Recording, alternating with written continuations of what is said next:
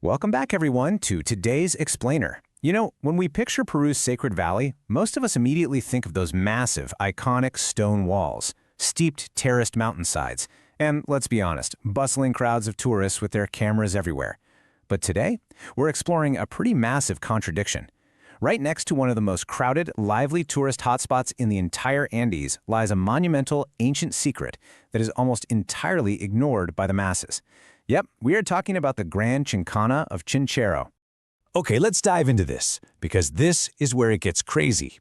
What if a legendary ancient mystery was hiding right beneath the feet of modern tourists? Literally, every single year, thousands upon thousands of visitors flock to the famous colonial church of Montserrat.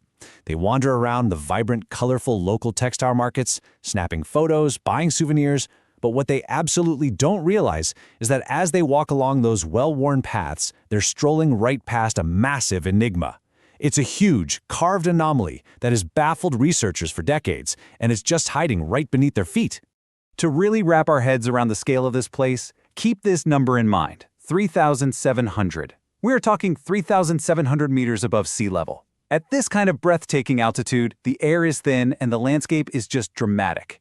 This is Chinchero, which is beautifully known as the Land of the Rainbow. And historically, this wasn't just some random mountain town. It was a powerful, deeply significant center intimately tied to the legendary Inca ruler Tupac Inca Yupanqui. The whole area is buzzing with the echoes of a massive empire. But to find the true mystery, we've got to look down, not up.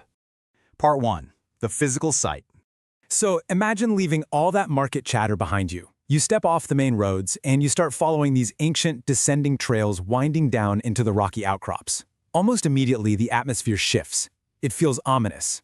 It feels adventurous. You aren't looking at your typical block-built Inca structures where individual stones are stacked together like a giant puzzle. Nope. You are walking into a chinkana.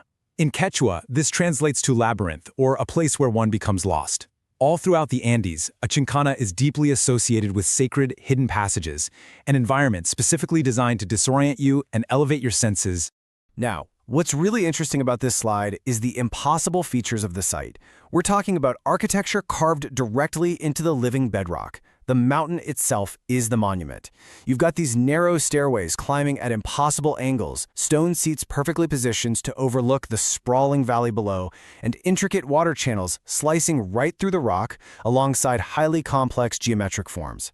These weren't carved out for practical shelter, you know. They were meticulously crafted to emerge straight from the stone for profound ceremonial use.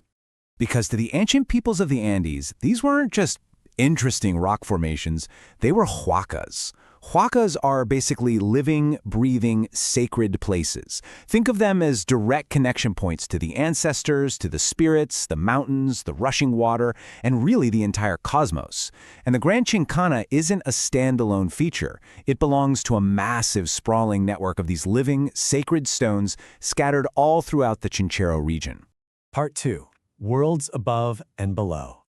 Now, to truly grasp why on earth anyone would carve a labyrinth into a mountain, we really have to look at how they viewed the universe. The Andean cosmology beautifully divided everything into three distinct realms. You have Hanan Pacha, which is the celestial world above, Kai Pacha, the world of the living right here on Earth, and Uku Pacha, the inner world below. So the crucial point is that researchers categorize the Grand Chinkana as a prime example of a Hanan Pacha monument. It's literally a physical manifestation designed to bridge our earthly realm with that starry world above. To put it perfectly, and I just love this description, they appear sculpted from the mountains themselves. When you actually stand there, you don't see a building placed on the earth. You see the earth itself elevated into a work of art. It's just a stunning, profound integration with the planet. Part 3. The engineering enigma. Which brings us to a massive, ongoing debate.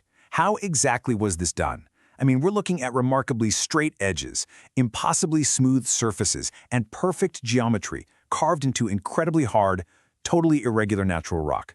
And this brilliantly illustrates the two competing schools of thought here. On one side, mainstream archaeology argues that highly skilled Andean stoneworkers used traditional, painstaking techniques to gradually shape this rock over incredibly long periods of time. On the flip side, Alternative theories point to the extreme complexity of these features, suggesting they were done using lost technologies or forgotten traditions from cultures that predated the Incas entirely. But honestly, whichever side of the debate you lean toward, the sheer level of skill required here is absolutely undeniable. Part 4. The Sacred Landscape. Let's pan out from that engineering debate for just a second. Because whether it was the Incas or some lost culture, the creators of this site possessed a masterful, undeniable understanding of how to integrate solid stone into the broader geography. They didn't just pick a random rock. They chose this specific location for a very specific reason. This site was never meant to be isolated. It was intentionally woven into interconnected ceremonial networks. Mountains, shrines, pathways, and ritual spaces were all linked together, creating one massive, living, sacred geography spanning the entire region. The Chinkana was just one vital node in a much larger spiritual grid. And a huge part of that grid involves what the Andean people call the Apus.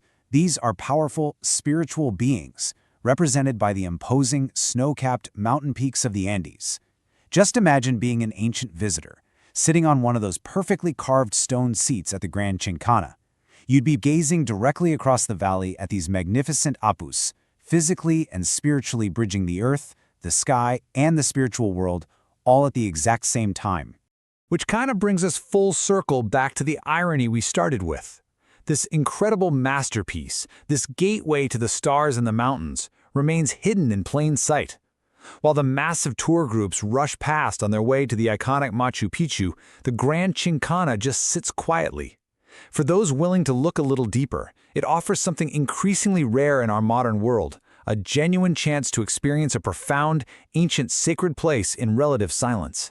So, as we wrap up this explainer, I want you to consider the sheer scale, the intricate geometry, and that deep spiritual alignment of the Grand Chinkana. It really makes you wonder, what have we yet to discover about the civilization that created it? If a masterpiece like this can sit unnoticed while thousands walk by every single day, what else is waiting out there, hidden in plain sight, just waiting for us to ask the right questions?